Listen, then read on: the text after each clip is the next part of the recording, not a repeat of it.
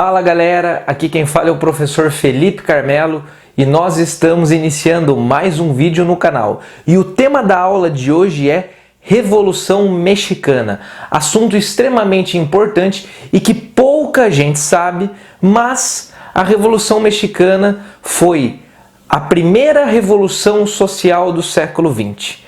Sempre quando se fala em Revolução do século XX, as pessoas associam diretamente a Revolução de 1917 lá na Rússia, né? A Revolução Bolchevique. Mas antes da Revolução Bolchevique, aqui na América, aconteceu a Revolução Mexicana. Processo violento, processo longo, complicado e que durou aí pelo menos 10 anos, de 1910 com seu início até 1920, só que na verdade se arrastou até um pouco mais, né? Depois foi perdendo força, um processo longo, como eu disse, violento e que trouxe muitos problemas ali para o México. Na verdade o México já estava com vários problemas, foram escancarados pelo processo e a onda de violência acabou piorando ainda a situação ali no México. Vamos falar um pouquinho do que aconteceu ali no México. Só que antes de falar da Revolução, que começa ali em 1910, vou falar rapidamente da situação do México ao longo do século XIX. Afinal, o México foi uma daquelas regiões que pertenceu à chamada América Espanhola. O México conseguiu sua independência da Espanha no ano de 1821. E a gente sabe que o processo de independência ali na América Espanhola foi complicado, né, também com vários movimentos, com uma fragmentação muito grande, sob o comando ali das lideranças crioulas, né, que eram aqueles brancos descendentes de espanhóis proprietários de terra, aqui da antiga América Espanhola, né, e no México não foi diferente. O México, gente, passou por um século muito difícil ao longo do século XIX, né? Após sua independência, depois o México vai abolir a escravidão em suas terras, só que o México vai sofrer muito ao longo do século XIX com o seu vizinho do norte, os Estados Unidos da América. Afinal, né, como vocês já devem saber, no ano de 1836, por exemplo, o México perde o território do Texas perde esse território com a ajuda dos Estados Unidos, né? Os Estados Unidos ajudaram o Texas a se tornar independente e depois, em 1845, os Estados Unidos anexou o Texas por conta de uma questão envolvendo a escravidão, justamente. E não parou por aí, né? Entre 1846 e 1848 aconteceu a Guerra Mexicana-Americana, na qual o México foi derrotado e perdeu muito do seu território para os Estados Unidos da América, ali na região da atual Califórnia, né? Entre outras regiões. Então o México sofreu muito ao longo do século XIX com os Estados Unidos. Internamente também a situação não era fácil, os líderes caudilhos dominando o cenário político, utilizando da violência ali dentro. O México sofre também uma invasão francesa em 1862, então a situação não era fácil. Até que no ano de 1867, um general chamado Porfírio Díaz dá um golpe e sobe ao poder ali no México. E inicia um processo longo de ditadura com cerca de 30 anos. Gente, é nesse período em diante que eu quero destacar aqui para vocês. O governo de Porfírio Díaz então se inicia no ano de 1876. E o Porfírio Díaz era mais um desses líderes, tá, autoritários e que maquiou ali, né, criou uma falsa, entre aspas, democracia ali no México, onde ele era eleito, bem entre aspas, sucessivamente como presidente. Tá? Isso se arrastou durante 30 anos, de 1876 até 1911, para vocês terem uma noção. Tá? Então, nesse período, ele usava da violência, das fraudes e se reelegia sucessivamente. Só que esse período aqui, que ficou conhecido como Porfiriato, o governo de Porfírio Díaz, a ditadura de Porfírio Díaz, é o período que o México passa por um avanço econômico, é o período que o México passa por um processo de modernização, mas o problema disso tudo é que aquela modernização de cima para baixo, como defendiam ali no final do século XIX os chamados positivistas. Até, inclusive, o próprio Porfírio Díaz tinha apoio dos chamados científicos ali do México, que era um grupo positivista, que defende aquele governo centralizado, autoritário, mas que promova uma industrialização. Só que é o seguinte: quando a gente olha para o México ali no século XIX, fins do século XIX, início do século XX, nós vemos 80% de uma população camponesa. E grande parte dessa população camponesa descendente de indígena. Eram ou indígenas ou mestiços. Tá? E esse processo de modernização, é verdade, vai acontecer uma modernização? Vai. O Porfírio Dias vai inaugurar ferrovias dentro do México, ele que vai inaugurar as primeiras indústrias ali dentro do México, bancos vão entrar no México, então ele vai promover uma modernização de fato. Só que é aquela modernização, como eu disse, de cima para baixo. É aquela modernização no qual o Porfírio Dias se alia ao capital estrangeiro. Capital estrangeiro, principalmente inglês, entra no México com força nesse momento. E o norte-americano também. Então bancos ingleses vão começar a financiar, vão se tornar credores ali do México. Empresas norte-americanas e inglesas vão começar a explorar petróleo dentro do México, explorar minérios ali dentro do México, as riquezas naturais de uma maneira geral. Então é uma modernização, mas é uma modernização que não favorece a população mexicana. Favorece uma mínima elite, né? E principalmente países de fora. Tá? Então é uma modernização totalmente elitista e apoiada no capital estrangeiro. Isso é um grave problema, porque além de tudo isso, o Porfírio Dias, ele despreza completamente a cultura mexicana, a cultura indígena, que era muito enraizada e muito forte ali na região.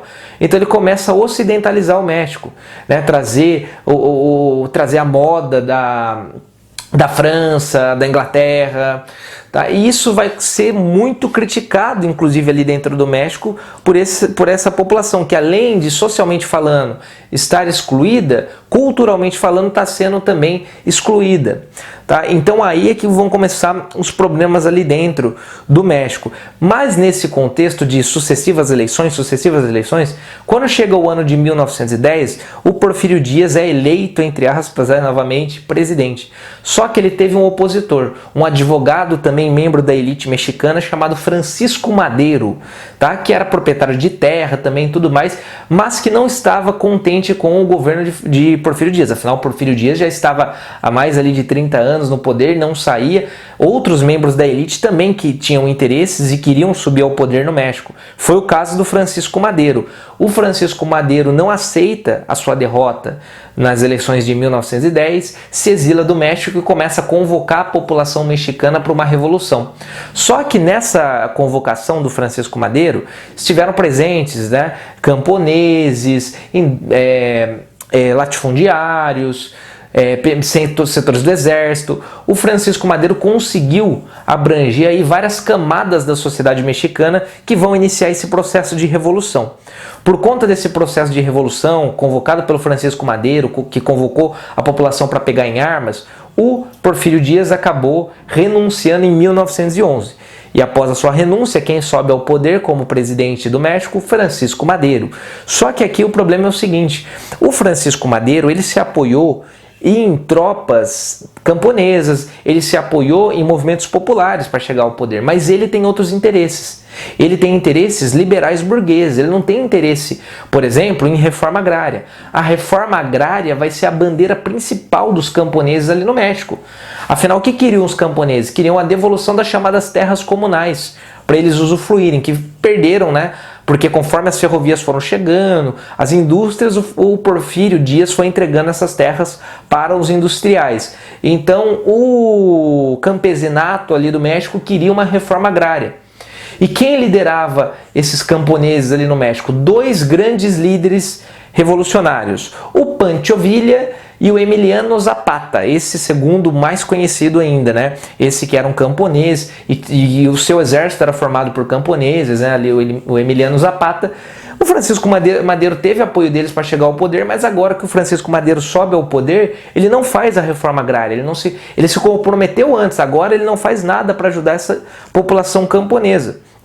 Por isso, o Pancho Villa e o Emiliano Zapata vão continuar, na verdade, né, o processo revolucionário agora contra o governo de Madero. Tá? O Emiliano Zapata, inclusive, foi perseguido, teve que se refugiar no sul, nas montanhas ali no sul do México, e o Pancho Villa vivia ali na região do norte. Então eles vão iniciar um processo, o Emiliano Zapata a partir do sul e o Pancho Villa a partir do norte, um movimento violentíssimo de guerrilha, invasão de terras e tudo mais. Nesse meio tempo, o Emiliano Zapata lançou um plano chamado Plano Ayala, né, cujo tema era Terra e Liberdade, no qual ele defendia justamente uma reforma agrária, a devolução das terras comunais aos pueblos, né, como era o nome das aldeias ali no México, que 1/3 das terras deveriam ser divididas entre os camponeses, 1/3 das terras do México, e ele defendia também a nacionalização de todos os bens capitalistas, das ferrovias, das indústrias, né, ali dentro do México, que a maioria eram estrangeiras. Tá? Então ele inicia esse plano dele, o Plano Ayala, lança esse plano, né, começa esse movimento ali, e é um movimento extremamente, como eu disse para vocês, popular, revolucionário, com o uso da violência, né? Só que nesse meio tempo aparece um outro general, o general Huerta, né? Victoriano Huerta. E o general Huerta queria subir ao poder também, vamos ver na confusão, mas era contra os movimentos populares. Então o Huerta vai lá, sufoca os movimentos populares do Pancho Villa e do Emiliano Zapata e dá um golpe no ano de 1913, né? O Huerta tinha apoio, ó, detalhe, o general Huerta tinha apoio financeiro dos Estados Unidos. Ou seja, o Huerta seria alguém para atender aos interesses norte-americanos ali. Então o Huerta foi, e a gente sabe que os Estados Unidos já estava adotando uma postura imperialista, né, aqui na América, já desde a chamada doutrina Monroe de 1823, os Estados Unidos já adotavam essa postura aqui. O Huerta dá um golpe em 1913, sobe ao poder e mata, né, o Francisco Madero é assassinado. Tá? Então vamos ver no processo de violência, né, da Revolução Mexicana. E agora o Pancho Villa e o Emiliano Zapata continuam o processo, só que agora contra o governo de Huerta. E é nesse cenário que aparece a figura do Carranza. Carranza, né, que é outra figura importante política que vai surgir no México nesse contexto e que quer tomar o poder do general Huerta. E o Emiliano Zapata e o Pancho Villa apoiam o Carranza. Eles acreditavam que o governo do Carranza seria mais adequado, né, e não o governo ligado aos Estados Unidos do general Huerta. Tá? E então no ano de 1914, tá, o exército ali do Pancho Villa partindo do norte e o exército de Emiliano Zapata partindo do sul conseguem chegar à capital do México, né, invadem o palácio, inclusive, do governo, tiram do poder, né, o Huerta, acaba saindo do poder, e o poder é entregue para o Carranza a partir de 1914. E dentro desse contexto, o Carranza também prometeu a reforma agrária e tudo mais, né? O mais importante do governo Carranza foi que o México teve a sua Constituição. Inclusive, Constituição essa que o México segue até hoje, claro, com mudanças até os dias de hoje, né? Mas em 1917 fica pronta a Constituição mexicana.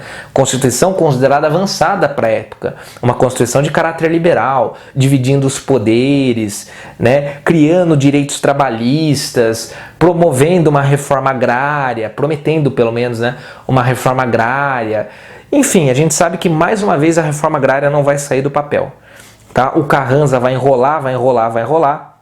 Essa reforma agrária não vai sair do papel, tá? Então nesse contexto agora Emiliano Zapata e Pancho Villa contra o governo, né? Continuam os movimentos agora contra o governo de Venustiano Carranza, tá? Gente, nesse contexto, tá? O Carranza depois vai acabar sofrendo golpe também, sendo tirado do poder. Mas entenda uma coisa, no ano de 1919 o Emiliano Zapata é assassinado e no ano de 1923 o Pancho Villa é assassinado. Com a morte de Emiliano Zapata e Pancho Villa, ao longo da década de 1920, a Revolução Mexicana perde força. E essa temática da reforma agrária continua tramitando e ninguém fazendo nada, né, em relação a ela. A primeira reforma agrária que o México passou, ainda meio que bem amena, foi durante o governo de Cárdenas, entre os anos de 1934 e 1940, bem lá na frente. Só que é uma reforma agrária ainda que vai entregar para os camponeses as piores terras do México. Até hoje, uma das principais lutas da população mexicana é por uma reforma agrária decente. Tanto é que na década de 1990 surgiu lá no México, foi criado lá no México o exército, o novo Exército Zapatista de Libertação Nacional, de sigla EZLN. Tá? Então esse novo Exército Zapatista de Libertação Nacional luta até hoje ali no México por uma reforma agrária decente. E para a gente finalizar essa aula, eu gostaria de destacar os simbolismos, né, do México, da cultura mexicana, e que esteve presente também quando se trata da Revolução Mexicana, que é a presença da famosa caveira mexicana, né? Para quem não sabe, a caveira é um símbolo muito importante lá no México. Eles comemoram lá o Dia dos Mortos, e a caveira é vista como um símbolo de proteção, porque os mortos protegem os vivos, né? Eles não veem a morte como algo ruim lá no México, e é por isso que a caveira é o símbolo, e a caveira esteve presente também em críticas, em charges referentes à Revolução Mexicana, tá? A La Catrina, né, que faz uma crítica aos gostos europeizados ali, né, da população mexicana no início do século XX, durante o governo do Porfírio Dias. A gente vê uma caveira com chapéu estilo francês, a La Catrina, né? Você vê também caveiras mulheres, por quê? Porque as mulheres tiveram grande participação na Revolução Mexicana. Tá? Gente, o que eu tinha para falar para vocês era isso. Eu espero que vocês tenham gostado desse vídeo. Se gostaram, deixa o like que me ajuda bastante. Um forte abraço e até a próxima.